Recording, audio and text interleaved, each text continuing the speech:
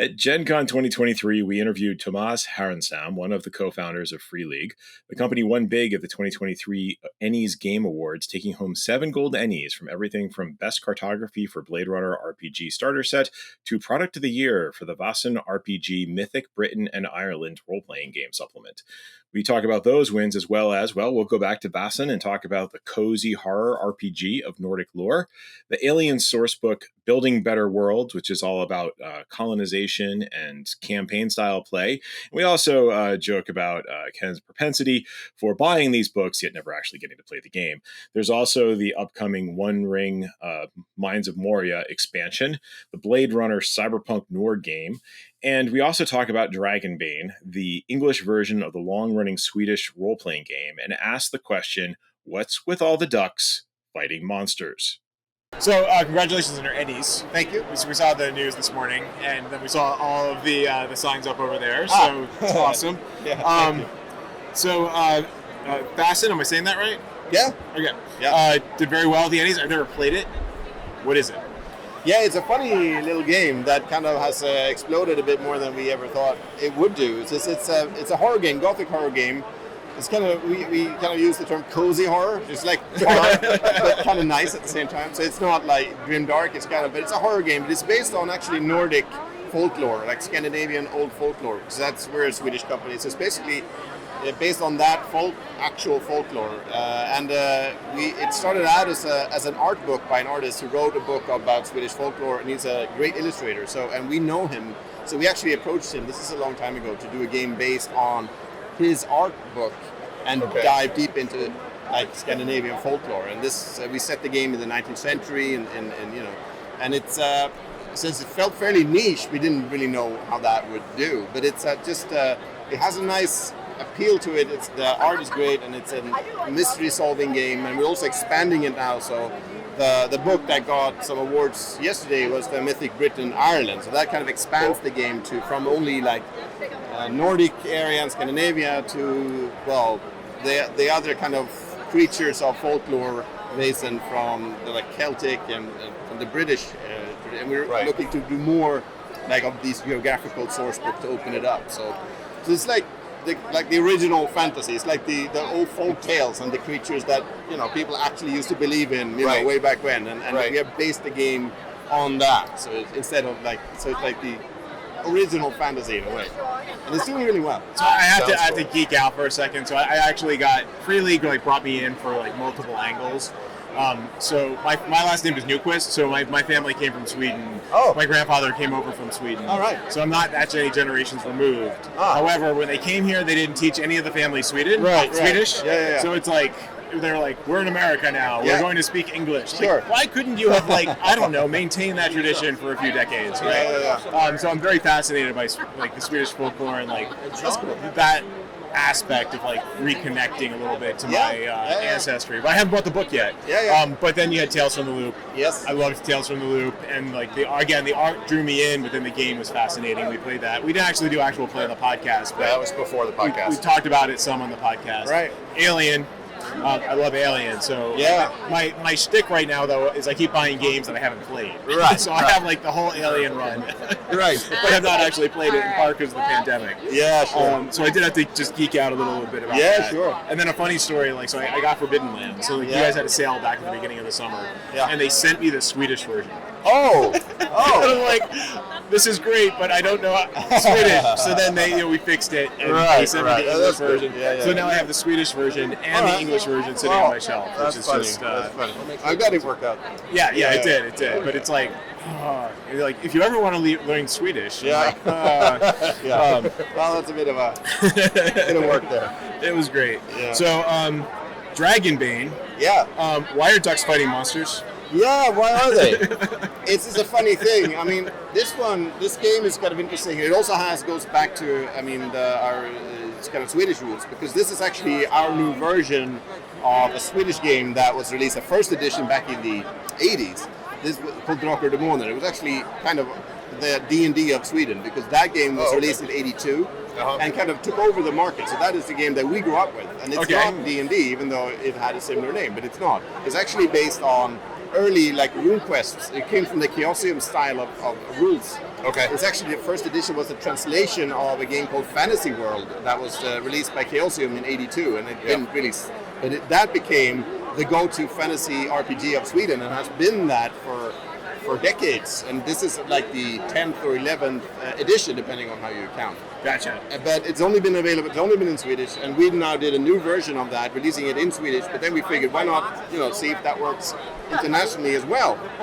So, and we also, of course, it's not we brought our own, what we've done in other games, like our philosophy of game design, and put in some. So it's like a new version of that old Swedish RPG, but also with our, influences from what we have been doing with our other games.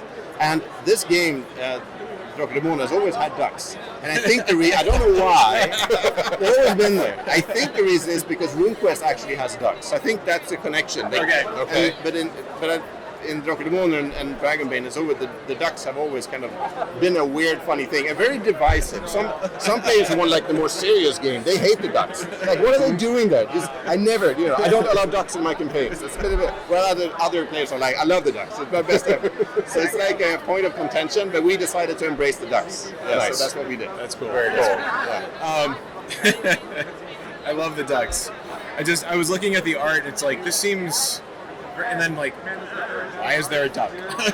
So it's great to know why. And I think it also kind of sets the tone, right? Because we have many kind of more, the kind of more grimdark games, which I love too, like Bladerunner and also the One Ring. It's just kind of it's a culture game. You really go deep into the setting and feel it. Mm-hmm. And Dragonbane can be that, but it's also a bit more lighthearted. And so it's you can play it like with a smile on your face, and that is a good contrast to have a game like that as well. So that's and we think it can't be dark all the time. Exactly, and the duck kind of sets the tone. If there are talking ducks, it can't be too dead serious. Right. It kind of sets the tone. So which Gotcha. I think is good. It makes it stand up. It sets it apart from other titles, which I think is good. So the next source book I will buy and not play, Building Better Worlds for Alien. Yes. So what's that going to entail? Yeah, that is a big book. It's a bit delayed, unfortunately. It should have been out now in PDF for everyone who pre-ordered it, but it's coming. We just had some snags in the the layout, but it's coming very soon. It's a big book about playing campaign mode in Alien, because Alien has like two modes, like the cinematic mode, which is a quick one-shot style thing, where a lot of people die. Right. Right. Yep. But there's also a campaign mode if you actually want to play longer campaigns with the same characters. We released one such book called Colonial Marines Operations Manual the other 2 years ago now. Yes. Yeah, time flies. And this is another one like that. So it's instead of you playing Colonial Marines, in this one you play explorers and colonists. So it's all about exploring new worlds, colonizing new worlds, and it includes a whole campaign as well, set in like the far, far reaches of space that are recently explored. So it really expands the world and the game of Alien in a really nice way. So one of the things that stood out to me for Alien was the box sets. Yeah. And so I'm curious what the reaction to the box sets have been, because I love them because of how they've come with like the cards. It seems, once I get my players to play it and we're back in the real world again, it just seems like it's very nice. But I'm wondering how it's been received. Yeah, I mean, really well, and I think it's also something that we just enjoy ourselves in the team to have these kind of tactile things when you play, and have handouts and maps and stuff like that. We really love that stuff, and it means you can kind of, it's a bigger experience than maybe just a book. We kind of enjoy that, and for Alien, you got like the characters on cards, and you have the maps you can explore and all of that stuff. We also have like the personal agendas, which are really important in Alien. You have these, every character has like a hidden agenda, and that comes on cards. So you can actually have that in front of the players, and it helps getting into the game quickly. And you can just bring it out and play with not too much prep time, which I think is kind of important. You get it on the table easier. Yeah. So during the pandemic, a lot of people went online. My group went online. We were kind of struggling to get back into the real world. Right. How do you think online play has impacted your games? Yeah, I mean, it really, we started doing it before the pandemic, but it really took off in general and for us as well during the pandemic. So what we did was we accelerated working on virtual tabletop modules. So basically getting our games on VTT, so that with all of the content already there, like complete finished modules for multiple platforms. So we do Foundry, Roll20, Fantasy Grounds, Alchemy, and there could be more.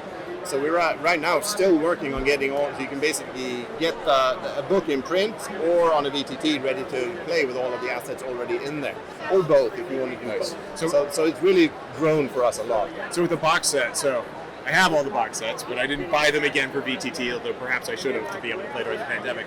So are the fiddly bits for the box sets then available through Roll20 as well, so that you can be able to use them? Exactly, yeah. I mean, basically, all of the cards and handouts and maps are already there, ready to kind of show and share to players and so on. And we have tried, because we really want to, if you have the print product, we have tried to get like combos and bundles and discounts for some. We're trying to get that happening, because the way I feel is that you shouldn't have to choose VTT or print. You can get both. Right. Mm-hmm. Yeah.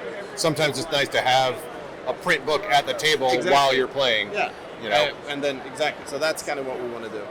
Yeah, I mean, I think the challenge for me during the pandemic was everybody was just in a really dark place. Yeah. And so it was a hard sell to say, hey, I got this great game. Yeah. And all of you are going to die at the end. Yeah, exactly. It's not a game for for all occasions. You need to be in the right space. So I'm hoping that on the other side of the pandemic, like we'll come back around to that. Yeah. But then again, there's this new game with ducks. Exactly. That's perfect. New to us. New to us. Yeah. New to us. Yeah, Apparently exactly. legendary in Sweden. Yeah. So, Exactly. And that'll pick you up. David, do you have any questions? And I'm kind of like, I don't right now. Sorry, I'm used to you doing most of the questions. that's all good. All good. Do you have anything else you'd like to add? I don't know. Or anything we should think about? Maybe. I just the other day that's kind of. I mean, we're doing the One Ring, and we're doing a new Kickstarter. Oh, that August. little game. Yeah, that little game for a Moria expansion. We're really excited very about that cool. one, because it's been a long time coming. It's kind of been discussed for the previous edition. It was like we're doing an expansion about Moria, and now that's happening. We're working on it and kickstarting it in late August now. So actually, I'm not up on the One Ring. I know. So can you tell us what the current state of the One Ring is? Because there's been multiple editions and things kind of moved around. Yeah, and it's the first edition was released like about 12 years ago. It was designed by Francesco Nepitello, who and Marco Maggi, who also designed the new. It's the same designers. Okay. So they have just refined the game.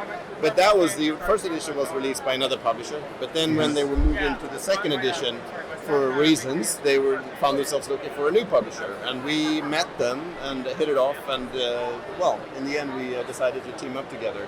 So it is only the second edition, and it's by the same designer, so it's kind of the same game, only refined. Okay. Then there is a 5e edition of this game. Okay. It's called the Lord of the Rings role-playing. So this game is available with the original rule set, designed by Francesco and his team, and then the 5e rules. But the setting stuff is the same, but so if you're really, I think his rules are really good, but if you're a hardcore D&D player and want to continue using that, you can still play in Middle-earth using 5e rules. Yeah, and we were talking this weekend that sometimes it's hard to get your group to buy into another game system, Exactly, yeah, or yeah. you might not have the time to read another game system, yeah. and you go with what's comfortable. Exactly. So we want to give options. So, Yeah.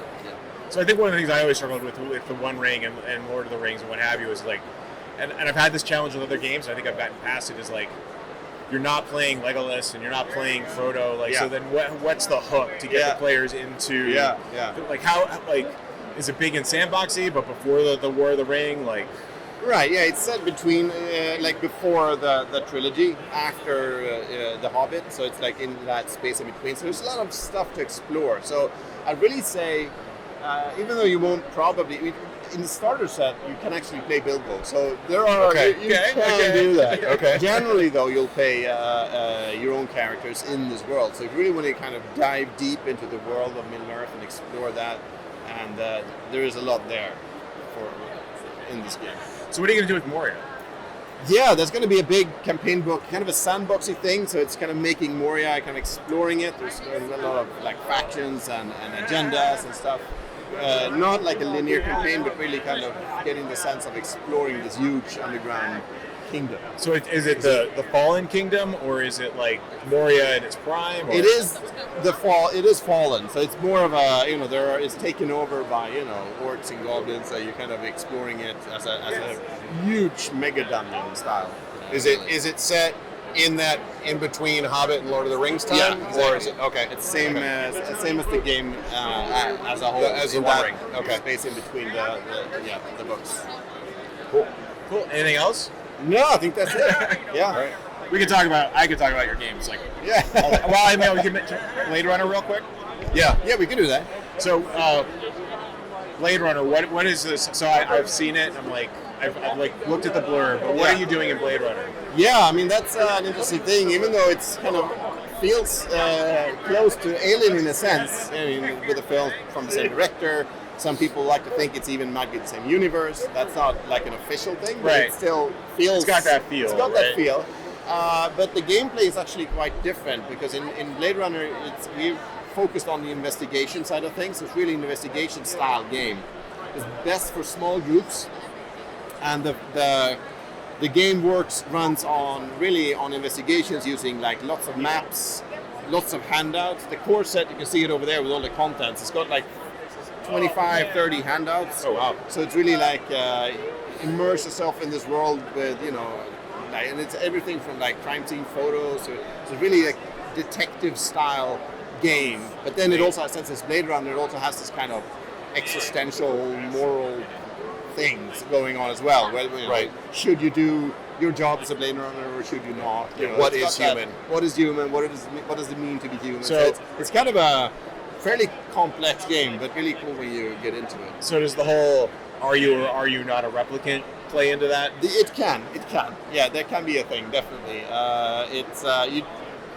The game is set in the age where they actually introduced replicants as Blade Runners. Okay. That was seen in the new film, Right. 24/9 film. The main character is a replicant Right. who is a Blade Runner. And that exists in the game as well. And Okay. in that case, you will know that you are a replicant, and you can play a replicant. But there's also a possibility to play someone who thinks they're human, but is actually Gotcha. Cool. yeah. Well, thank you so much for talking with us. Thank we really you. appreciate Yeah. it. Great. You guys make great games. Great meeting you. Yeah, you too. Yeah. Great. Thanks for listening. Follow us on Apple Podcasts or wherever you listen to podcasts. LairofSecrets.com has all the links.